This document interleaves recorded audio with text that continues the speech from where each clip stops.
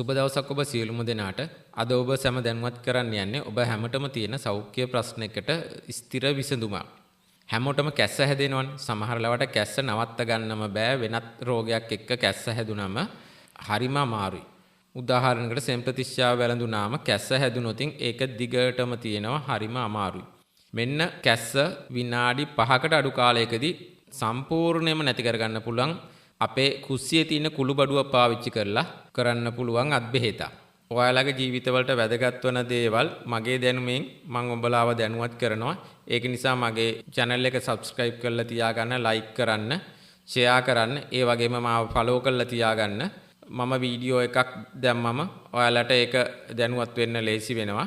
ඔයාලා දන්නවනේ සාදික්කයට සාදික ඇටයක් අරගෙන ඒකේ කට කඩලා සාදික්ක මදෙන් කඩලයට එක තරම් සාදික කෑල්ලක් ටික වෙලාවක් හපලා කටේ තියාගෙන ඉඳලා ඒක ගිලින්න විනාඩි 5කටත් වඩා අඩු කාලයකදී සම්පූර්ණයෙන්ම කැස්ස නැති වෙනවා.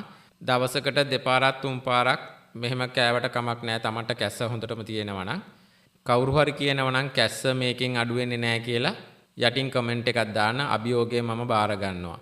මේක මමමත් හදා බලලා අවුරුදු ගාණක් අපේ පවුලේ සියලුම දෙනාම මේ ප්‍රතිකර්මය පාවිච්චි කරනවා. ඒ වගේම අපේ හිතවතුන්ටත් මේ ප්‍රතිකර්මය කියලා ඒගොල්ලොත් මේකේ ප්‍රතිඵල අත්විඳලා තියෙනවා. ඒක නිසා මේක බොරුවක් නෙමේ 100%ක්ම හරියන බෙහෙතක්. ඔයාලගේ අත්දැකීම ගැන කමෙන්ට් එකක් දාන්න.